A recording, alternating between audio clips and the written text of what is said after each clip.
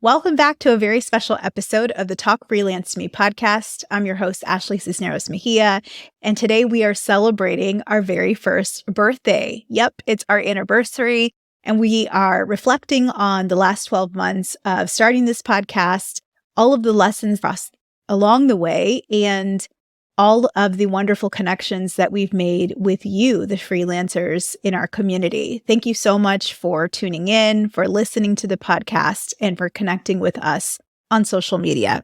Today, I want to chat some more about the amazing guests that I've had the privilege to interview along the way on the show.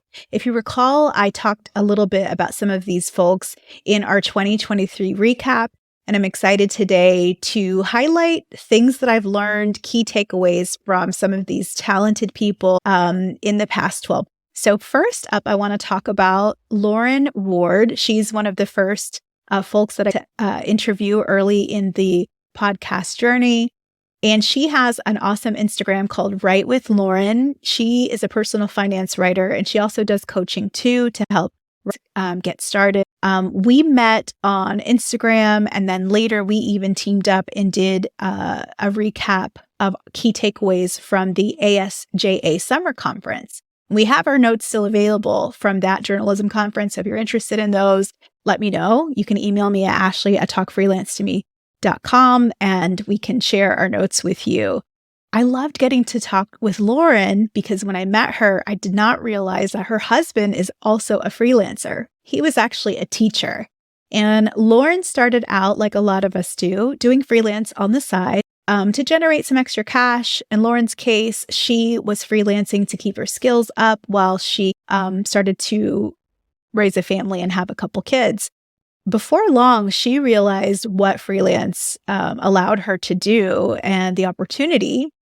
So she went to her husband and convinced him to try to freelance as well. She felt confident that they could cover his teacher salary and make more than that with freelance. So today they are both freelance business owners. They also homeschool their 3 children, which to me is an even bigger feat. I'm so in awe of them, and I love how freelance has allowed them to not just do work their own way, but also to parent in their own way and to give their kids the education and the childhood experience that they really think is best for them. Super inspiring story. She also gave a lot of tactical information just about maintaining a record of your income, of your projections for and committing to reviewing those regularly every day, every week so that you meet your goals. She also in that episode talked about the transformation that she experienced once she started connecting with other writers. And I love that advice because freelance, it can feel solitary. You know, we're all tinkering away in our own offices or we're in coffee shops, and sometimes it can feel lonely. But by talking with each other, we cannot just bounce ideas off of each other, but we can share information about rates. Lauren mentioned that she went to a conference and talked to other writing. She realized that she was undercharging. And so she would not have had that information to know to charge more and then to increase the revenue in her company if she hadn't have had those conversations. So I thought it was such a good reminder. You should definitely go back and check out Lauren's episode. Next up is Dianna Romaguera, who has been my friend since 2000, I want to say, so I've known her for a long time. She's been my colleague. She's a marketing and communications consultant in the New York City area. We worked together at an agency that I used to own, and she's fantastic. One of the key takeaways that she mentioned is the importance of getting really clear on your client's overall goal from day one. And I loved how she meant not just about that specific project. Say they bring you on to do a series of blog posts, not just the basic information about what are these blog posts need to be about, what keywords do they need to include, stuff like that, but more of what does the client want to achieve with those blog posts? What's the overall plan? And I love that she mentioned that because so many times, if you don't get that clarity, first of all, it's not good for managing expectations. If a client is expecting one thing from a communications project that you create, but you know that there's another route to get to that place, or what's realistic in terms of expectations. Also, sometimes clients, they're not from our world. So they might think that the best route to getting somewhere is a white paper. Maybe you know that a different kind of lead magnet. Maybe they need to start a podcast. Maybe they need to be sponsoring, certain industry conferences. You might have that knowledge or those ideas, but unless you have that greater strategic conversation, you're not going to be in a position to share that with them. And when you are able to share that with them, it puts you in a position where you can then be a strategic partner with your client and not just a busy bee who's brought in for overflow work that they don't have anyone on staff to do. You want them to see you as a problem solver, as a solution finder, as an idea person who can also execute. And that's not just good for their business, but it helps you create a more sustainable business as well. I thought this was such good advice. Other topics Dianna and I spoke about were about networking and about trying to not burn bridges as much as you can, and understanding that you can learn from everyone, and that the nature of work is you might trade places with your client in different seasons of your life. So for example, the intern that you hire today, they might be the boss 5 years from now for a company that you really want to work with. You want to have that humility in being able to be open to everyone's ideas, no matter how different they are from you, no matter their age, no matter what industry they're in. And the quickest way to shut down a learning opportunity is saying, oh, I already know that, and dismissing the person's idea. And so I thought that was some really good advice. There's a whole lot more that we talk about. I definitely encourage you to go listen to that episode. It's episode 8. Next, I want to tell you about my friend Carina Barrau. So Dianna, I've known her for decades. Carina's a new friend that I met on Instagram after I started some social media accounts for this podcast. She is in Portugal, and she actually became a freelancer right out of high school. I thought it was super interesting. And so we spoke a lot. She really talked about the importance of taking action. And I thought this was really good and really wise, because there's so much information. There's information overload. There's so many YouTube videos and webinars and blogs and articles that you can read about any given subject. But at some point, you have to start acting and putting these things into action if you want to see if they'll work for you. So I really appreciated that. She also spoke about the ability to bounce back and start over, and that you might have that multiple times, in a year, and to never be afraid of that, to always know that you can go back to your tried and true techniques, such as talking with other writers about work, pitching clients, keeping those connections, checking in with old clients, and continuing to have a system where you're pitching yourselves all the time so that you always have a full pipeline. I definitely suggest checking out Carina's episode because I think it was a good one. In a moment. Next up, I want to tell you about a name twin, Ashley Ferrer. She is an awesome musician. She has a podcast as well and is a writer. And I actually met her at Podfest Expo. That was my first podcasting conference that I went to in January 2023. And it really was the catalyst for starting this podcast in March 2023. I met Ashley on the conference app. I realized we had the same name. We were both writers, and we were actually from the same hometown. I think the advice that sticks out most from that interview was about writing your wins down weekly. So many times, especially in the freelance writing world, and in business in general, we are always focused on the next deadline, on getting something out the door to a client, getting something done so that we can meet our next milestone, send that invoice. And it can be very easy to lose sight of all of the progress that we've made. A lot of times we can be unrealistic in our expectations of what we want to get done over a quarter, over a month, over a week, or even a day. But by writing down all of the things that we're actually accomplishing can make us feel better about our progress on those hard days. It can be that reminder to us. Say you get bad feedback from a client and you start to feel down on yourself or second guess your abilities. Looking at that record of seeing your wins, seeing your accomplishment, that can really pick you up. And I loved that advice from Ashley. She also talked a lot about resilience. She talked about the hurricane when it hit her town, Panama City, Florida, and then the pandemic after, and just how that really affected her as a musician and a performer, and just what it means to bounce back. And a key to that was community. That's something that she started doing, was turning her mic around as a musician and sharing the stories of fellow artists and creatives and musicians in her local area and in the entire state of Florida. I loved the motivation and inspiration that she shared in that episode. And if you want to take a listen, that's episode 11.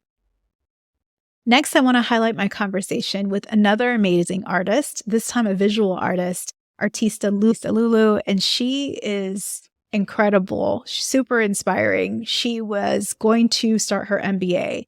She was going to attend law school and had ticked off all of the checklist, if you will, all of the things that she felt like she was supposed to do to be successful, when she has been an artist for all of her life and was dedicating all of her free time to her art. So in 2016, or I think it was before then, she started taking her art in a more serious way and doing it more in a business way. And now she is a professional artist. She does commissioned, people hire her to do murals. She's just done some incredible things. In 2016, I actually commissioned a piece of artwork from her of the mythical phoenix bird that represents rebirth and recreation, because I was undergoing a transition in my professional life, and I still have it. It's in my office just next to me. And I have so much inspiration. It's just a reminder that you can always create something new, that you can always have a rebirth at any moment, and that everything that we do, we're not tied to, we're not married to. We can always change our mind and change our direction. She talked about laying your bricks consistently with quality every day. And she got it from Will Smith's, the famous actor, hip hop rapper. In his biography, he talked about in a memory that he had when he was young, where his father actually made and I think it was his brother, create a brick wall. And they felt like there was no way they were going to do but by laying their bricks carefully with intention and just focusing on each brick one at a time, before long they had this wall and they achieved what they felt was impossible. And it was a great reminder to just not lose sight of the fact that everything we do every day, it matters and it all adds up to our success. That consistency and that persistency, that's something that she mentioned, especially in the art world where everybody has an opinion. It's completely subjective, right? How do you say something is art or something is not art? Who wins in that, right? Everybody has opinion. So definitely being able to be persistent in your pursuit of new opportunities. That was something that I really appreciated from her episode. It's a really good one. Even if you're not a visual artist, I think you'll still get a lot out from the ability to have a thick skin, the ability to work in accordance with your faith, to communicate your value, and to just focus on you and not worry so much about what other people are doing. Those reminders and more are in episode 12. Next up is Leydi Montoya. She is a fantastic business owner. She's had a translation company for like 12 years or something. Then she's also had this incredible corporate career with a really well-known company. And she just keeps getting promotions after promotions. And I loved her perspective on entrepreneurship because she's done both. She enjoys her job. She likes her job. So she's working and climbing the corporate ladder while also having a side hustle. And I thought that was really cool. She was talking about the ability to delegate and to take breaks. She had a lot of good nuggets in that episode, but that's one that I really liked because sometimes in entrepreneurship, when you look at the statistics of how many businesses unfortunately fizzle out after, I think it's 2 years, it can be disheartening. And there's days where it can feel like I might as well just quit. I might as well just go get a job, right? And she really talked about the importance of not giving up. Sometimes you just need to rest. Sometimes you just need to take a pause. Sometimes you need to delegate and outsource things. And I loved that very rational reminder of, if you want a sustainable business, you've got to work in those periods where you will have breaks, where you will be able to take care of yourself, where it's okay to have pauses, that you don't always have to subscribe to these old ideas of hustle culture and just grinding all the time. Her episode is episode 13, and I definitely think you should check. Next up, I want to tell you about Amaris Castillo. She is an incredible writer that I've known for years and years well. She's a journalist by trade, but she's also ventured into fiction writing. Really exciting interview to kind of talk about like that process and that transition. She said she's also a mom of 2 little boys that are so stinking cute. They're so sweet. We talked about, I think my biggest takeaway from her episode was the fact that there's never going to be an optimal time to write. That I think sometimes, there's so many people that I talk to, not just writers, freelance writers, but people who are executives or business owners. And a lot of people feel like they have a book in them, that they want to write a book. Some of it's about their expertise. Some of it might be about their story or something completely different. A lot of times, people are looking for a time where they're going to be able to sit down and just crank out a book. And if you're waiting for that time may never come. She talked about just the realities of what it means to be a mother of young kids and a creative professional, a writer. And so she talked about, for her, she finds pockets of time. It might be 5 minutes here, 10 minutes there, where she's literally on Google Docs on her phone, chipping away, writing down paragraphs, writing down sentences, not editing, just getting it out, getting that word count up and increasing and making that steady progress on her long-term goals. And I thought it was so refreshing, and it almost gave you permission. I think sometimes we expect things to be so perfect, or we feel like we have to, get out thousands of words in a sitting in order to feel like we're making progress. And progress is not that, it just doesn't work that way for most people. For most of us, it's going to look like highs and lows, maybe sometimes where you're going to have a lot of time to work on your passions. And other times it's going to be harder. You might be able to get less in, but the importance is that consistency.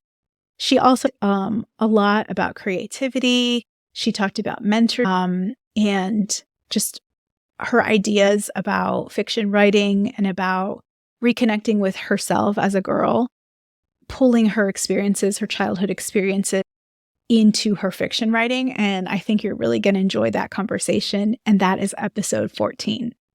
In episode 15, we brought on our first male guest, the incredible Damon Brown, who is a prolific author. He's written, I'm probably going to get it wrong, but he's written like 27 books, I feel. He is a journalist of incredible publications. He had a column with Inc. magazine.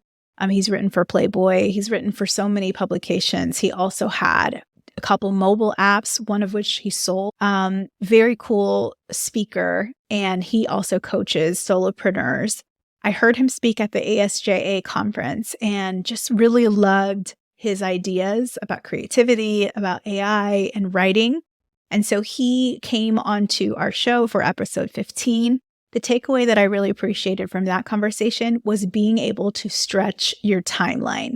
Sometimes when we are very ambitious, we expect to achieve what we think we want or what we makes sense for us by looking at what other people are doing. And we feel terrible when it doesn't happen. And he was saying that it's not that you have to scrap your plans. It's not that you have to necessarily pick this or that, meaning your family or your profession, but stretching your timeline, stretching your expectations of how long you think something's going to take, and deciding to take action. If you are wanting to serve a certain community, to serve them now at whatever scale that you can. So if it's not, you can't get out a daily podcast or a weekly podcast, say you can do something once a month. Okay, fine, do that. That's something that he said. And I really appreciated that because, again, sometimes we want our ideas of what good is or success is are different than what reality will afford. I really appreciated reminder to understand that things take time and that progress, no matter how slow, is still moving forward. We talked a lot about parenting and being a creative and goal setting and boundaries. And he had a great perspective as a father. And his episode is number 15. Next up is Christina Gamache in episode 17. She is a fantastic money expert, financial expert. She just worked for lots of financial companies along the way before starting her wealth management company. And I loved getting to reconnect with Christina. Christina and I were Masters in Entrepreneurship program at the University of Florida many years ago. And now she really focuses on helping entrepreneurs. She was telling me about the fact that through her financial work, she really saw small business owners really hurting during the pandemic and having to make really difficult decisions to shut their doors for good. And she noticed that a lot of them hadn't planned on how to exit. You know, when you work for a company, you have a retirement age where you know you're going to stop working and then hopefully start drawing your Social Security or your investment and retiring. But when you own a business, you know, that can look different for different people. And what she found is that too many businesses had to shut down because they didn't have their financial systems and plans in place during the pandemic. So she decided from that experience that she could help these folks. And so she ended up leaving the big company she was at and starting her own company. The advice that stands out most to me is when she said that you can't fix your money problems until you get to the root of the problem and understand what that is. And that can be hard. It can be daunting because a lot might have, depending on who you are and your experiences with money, you might have some money baggage, some issues, some ideas about money that might be hindering your business growth.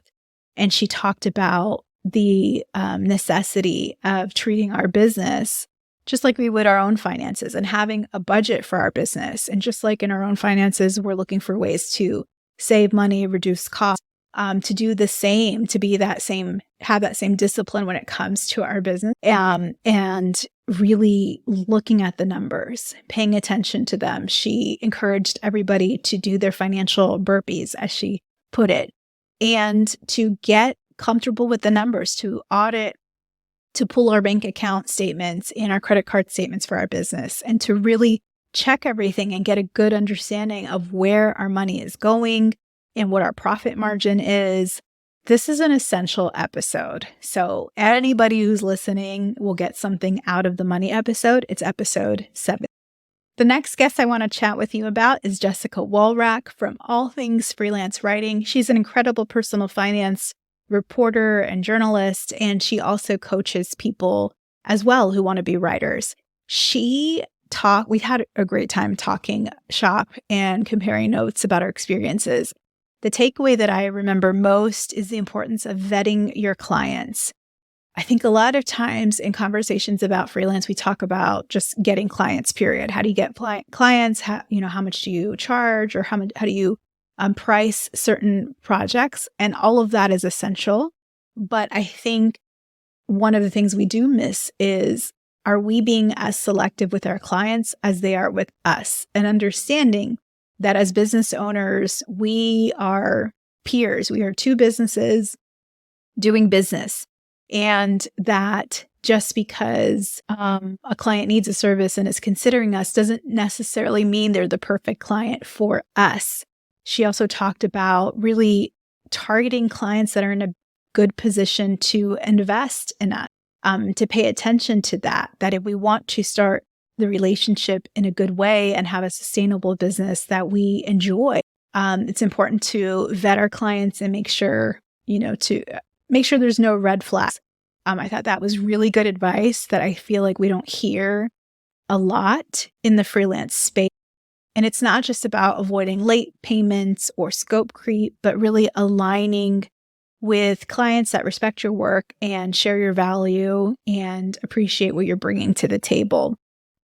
Jessica has a really cool story, similar to Lauren, in that she used freelance to create this new life that she wanted and to travel abroad. She lived in Costa Rica, in Europe, in a ton of different countries, and was able to give her son, who's now a teenager, an opportunity to get foundational education abroad, which I thought was so cool and inspiring. She was working in corporate America prior, and her husband was as well, and they wanted something different. They wanted something different out of life. They wanted more time with their son. And so they looked at freelance as a way to achieve that, and they did. And they are both doing it successfully as well. So that's a great episode to listen to as well. It's episode 16. Next up was one of my dream guests, and I still cannot believe she said yes to me, the amazing Maria Ferrer, aka Maria Bone.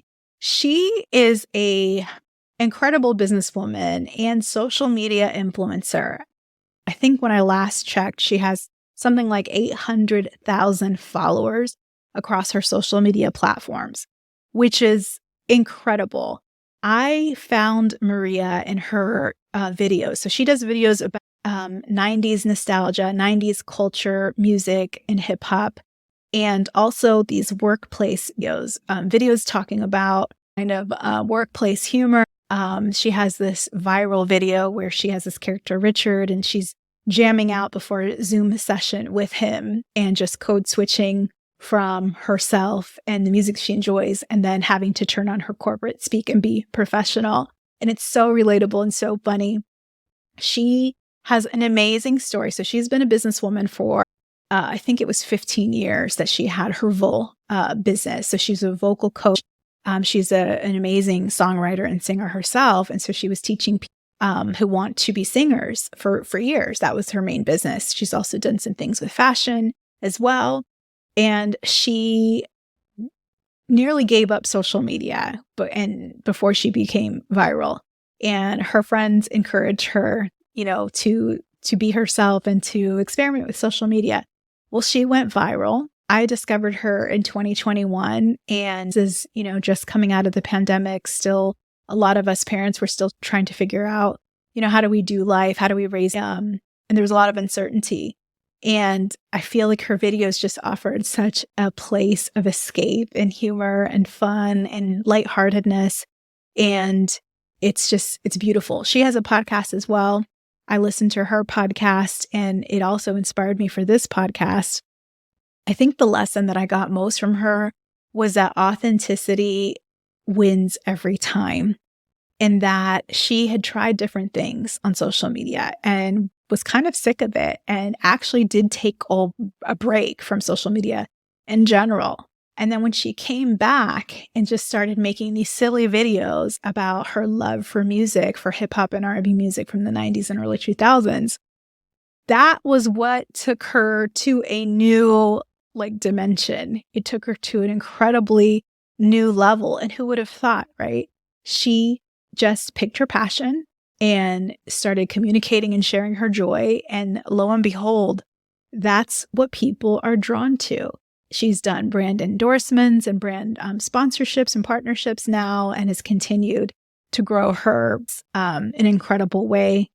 I just loved her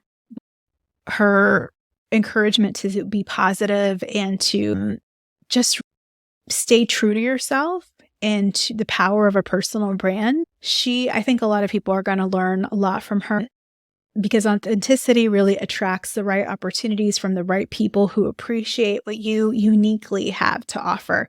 You definitely need to listen to episode 18 with Maria Ferrer. And last but certainly not least is our second male guest ever, the incredible Ed Gandia, for episode 19. So he was another person on my dream wish list of guests. Ed, to me, is one of the godfathers in the freelance writing coaching space. He's written a ton of, and has an incredible blog and a wonderful podcast all about freelancing. And I feel like his book was one of the first ones that I read back in 2009-ish when I was figuring out freelancing and how to make it work for myself. I loved his insights. He was kind enough to say yes to me, again, even though this podcast is new and he's been doing this for a while, for a long time. He talked about shifting your mindset from viewing freelance writing as a craft, which it can be, but to an actual business, and to think about what you do strategically. Because when you do, then you can consider pricing and services and long-term sustainability in a different way. And so I love that he talked about developing a business mindset that allows you to think more strategically about where you want to take your business. He gave another great reminder about charging by the project, not by the word. He talked about finding ways to package what you might do naturally in your freelance process. So if you're helping a client and they don't know what they want yet, and you're helping them develop that clarity so that they can hire you to do this writing assignment, well, that process of you helping them figure out where they're going, that is a service in itself. He calls it project road mapping. Definitely go back and check out Ed's episode. Wrapping up the special anniversary episode, I just want to say thank you again for listening to this podcast, for watching us on YouTube, and connecting with us on all the Talk Freelance to Me platforms that we have in the social media space.